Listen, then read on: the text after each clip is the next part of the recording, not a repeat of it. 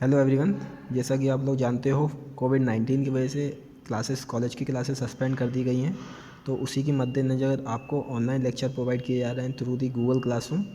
तो आज मैं क्वेश्चन कराने वाला हूँ 3 इंच आज का, जिसमें कि कुछ क्वेश्चन हमने क्लासेस में भी किए हुए हैं, साथ में कुछ क्वेश्चन अभी मैं एक प्रैक्टिस के तौर पर यहाँ पर अभी करा रहा हूँ आपके लिए।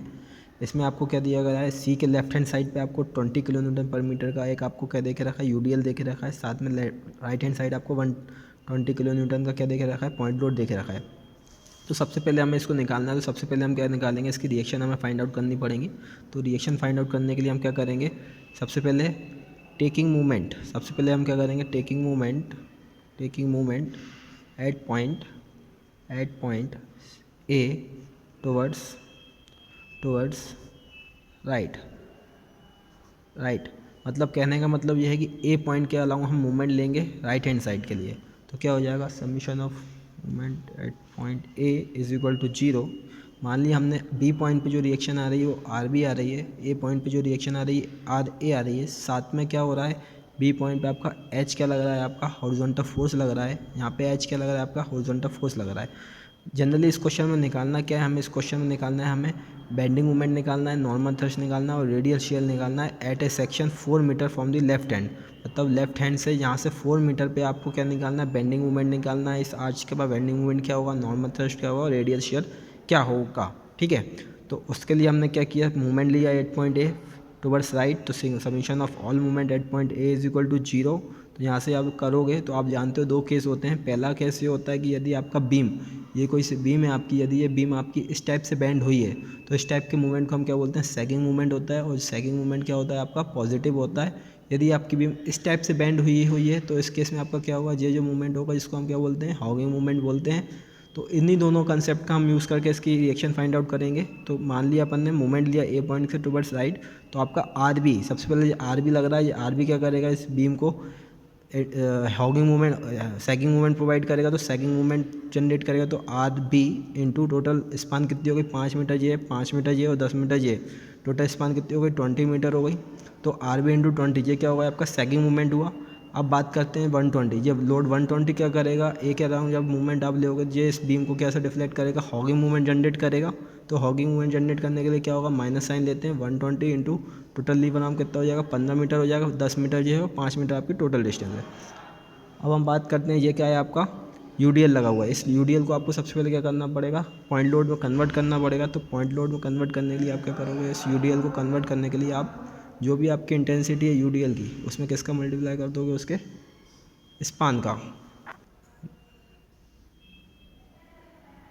ना 120 इंटू 5 हम 15 हमने ले लिया। देन उसके बाद यूडीएल को हमने पॉइंट लोड में कन्वर्ट किया। कैसे करेंगे भाई, 220 किलोमीटर पर मीटर का आपका टोटल स्पान है। कितने मीटर पे लग रहा है, 10 मीटर पे लग रहा है। तो 20 इंटू 10, तो वैल्यू कितनी आ जाएगी आपकी, 200 किलोमीटर की वैल्यू हो जाएगी। ये जो पॉइंट लोड लग रहा है, ये पॉइंट लोड कहाँ लग रहा होगा आपका, सी से लेकर कितना है टोटल आपकी 10 मीटर। तो ये डिस्टेंस कितनी हो जाएगी आपकी, 5 मीटर हो जाएगी। तो कितना लोड लगेगा आपका, ये भी आपका हॉगिंग मूवमेंट होगा। कितना होगा हॉगिंग मूवमेंट, माइनस का 200 इंटू टोटल लीवर आर्म कितना हो जाएगा, 5 मीटर इक्वल टू 0, है ना। यही होगा आपका टोटल मूवमेंट। तो यहाँ से आपकी वैल्यू काय की निकलेगी, आर बी की वैल्यू निकलेगी क्या होगी आपकी, 200 इंटू 5 प्लस 120 इंटू 15। तो वैल्यू कम्स आउट टू भी कितनी हो जाएगी आपकी, 20 डिवाइड बाई आर बी 20। तो R B is equal to, यहाँ से आपकी वैल्यू निकलेगी 140 किलो न्यूटन। जब आप इसको सॉल्व करो तो आपको कितनी वैल्यू मिलेगी, आपको यहाँ से 200 इंटू नाउ। देन इसके बाद हमने जब आर बी हमने रिएक्शन निकाल ली, तो इसके बाद हमें क्या करना पड़ेगा, टेकिंग। फिर देन हमने क्या किया, टेकिंग मूवमेंट, फिर से हमने क्या लिया, मूवमेंट लिया। Taking movement at point C towards right. तो सी के अलॉन्ग, सी मतलब क्या आपका, ये पॉइंट सी है आपका। इस सी के अलॉन्ग हमने राइट हैंड साइड पे क्या लिया, मूवमेंट लिया। तो मूवमेंट हम लेंगे तो क्या होगा आपका, आर बी जो भी आपका लग रहा है, आर बी का टोटल स्पान कितनी हो जाएगी, 10 मीटर हो जाएगी। माइनस 120 इंटू 5 और माइनस का एच इंटू टोटल राइस कितना है आपको, यहाँ पर राइस की वैल्यू नहीं दी है। तो राइस की वैल्यू आप यहाँ पे मान कितनी है आपकी, 5 मीटर राइस है। तो माइनस का एच इंटू 5 इक्वल टू क्या हो जाएगा, 0 हो जाएगा।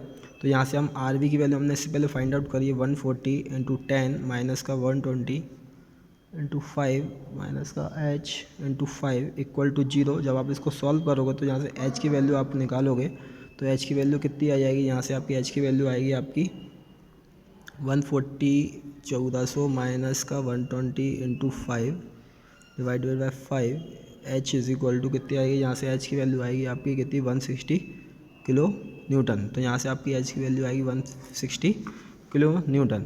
देन इसके बाद हम क्या करेंगे, जितने भी आपके वर्टिकल फोर्सेस जो लग रहे हैं, कंडीशन ऑफ इक्विलिब्रियम, इसको हम क्या बोलते हैं, condition of equilibrium. Condition of equilibrium क्या बोलती है, summation all vertical forces equal to zero.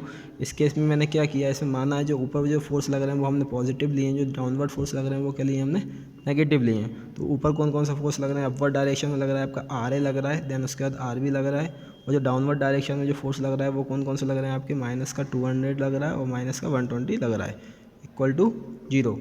तो आर ए की वैल्यू हमें नहीं मालूम है, बट हमें आर बी की हमने फाइंड आउट करी, वैल्यू कितनी है 140 है, इक्वल टू जब ये माइनस साइन है जीरो के उस साइड जाएंगे तो प्लस साइन होंगे, कितनी आ जाएगी वैल्यू 200 प्लस 120, आपको वैल्यू मिलेगी 320।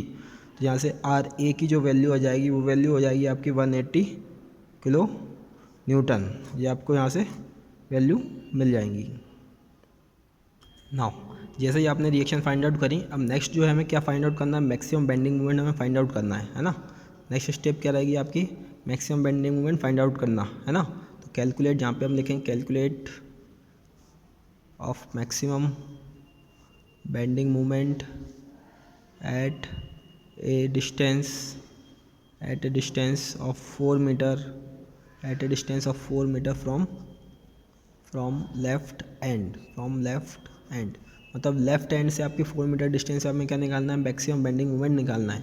तो जैसे कि क्वेश्चन में दिया था, आपने क्या किया, लेफ्ट हैंड साइड पे आपको इस टाइप से कुछ आर्च दिखा था, मान लिया ये डिस्टेंस क्या हो जाएगी आपकी 4 मीटर हो जाएगी। ये ए पॉइंट था आपका, यहाँ पे जो रिएक्शन आ रही थी आपकी आर ए रिएक्शन आ रही थी, इसके ऊपर क्या लगा हुआ था, एक यूडीएल लगा हुआ था, ये यूडीएल लगा हुआ था है ना, 20 किलो न्यूटन पर मीटर की इंटेंसिटी का यूडीएल लगा हुआ था। साथ में यहाँ पे एच की वैल्यू निकली थी है ना, एच की वैल्यू आई थी, जहाँ से आर ए की वैल्यू कितनी आई थी आपकी 180 किलो न्यूटन आई थी, और एच की वैल्यू आई थी आपकी कितनी 160 किलो न्यूटन।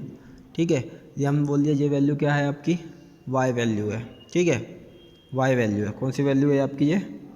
नाउ यहाँ से हमें वाई वैल्यू फाइंड आउट करने के लिए हमें क्या करना पड़ेगा, वाई वैल्यू के निकालने के लिए हमें इक्वेशन ऑफ पैराबोला लगानी पड़ेगी। क्या थी equation, 4h/L² x into L minus x, ये आपकी इक्वेशन थी।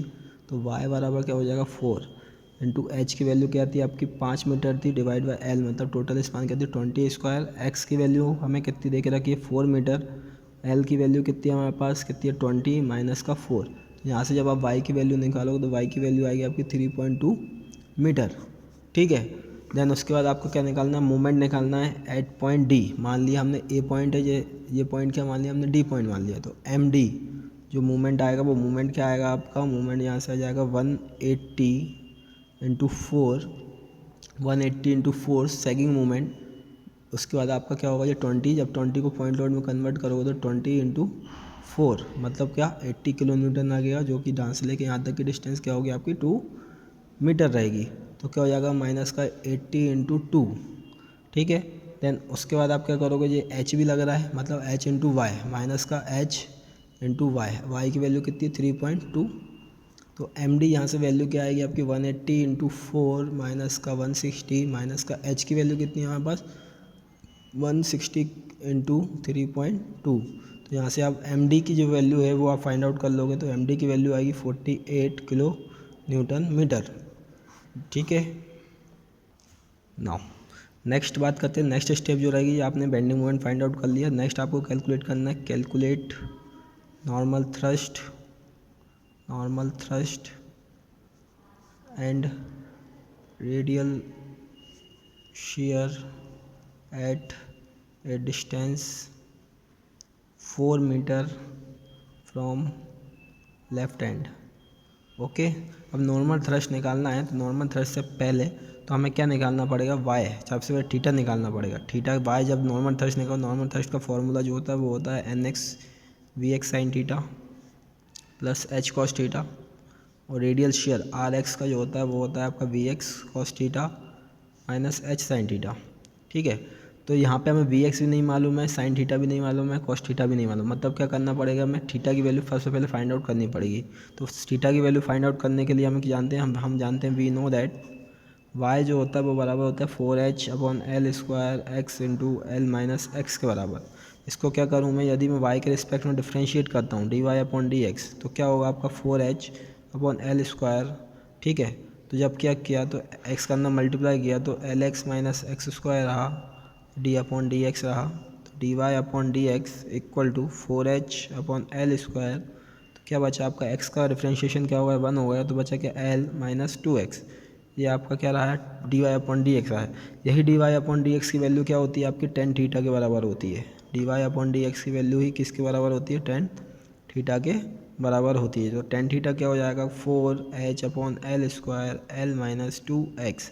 तो tan theta equal to 4h की वैल्यू कितनी है यहाँ पे हमारे पास, h की वैल्यू क्या है आपके पास, h की वैल्यू है 5 डिवाइड बाई L है 20 का स्क्वायर, L है आपका कितना 20 माइनस 2 इंटू x की वैल्यू कितनी है आपको कहाँ पे निकालना है, इस 4 मीटर, मतलब यहाँ पे आपको नॉर्मल थ्रस्ट निकालना है और रेडियल शेयर की वैल्यू निकालना है। मतलब क्या है x की वैल्यू कितनी आएगी 4 मीटर यहाँ से आपको मिलेगी। तो जब आप इसको सॉल्व करोगे तो यहाँ से आपको tan थीटा मिलेगा आपका कितना 3/5।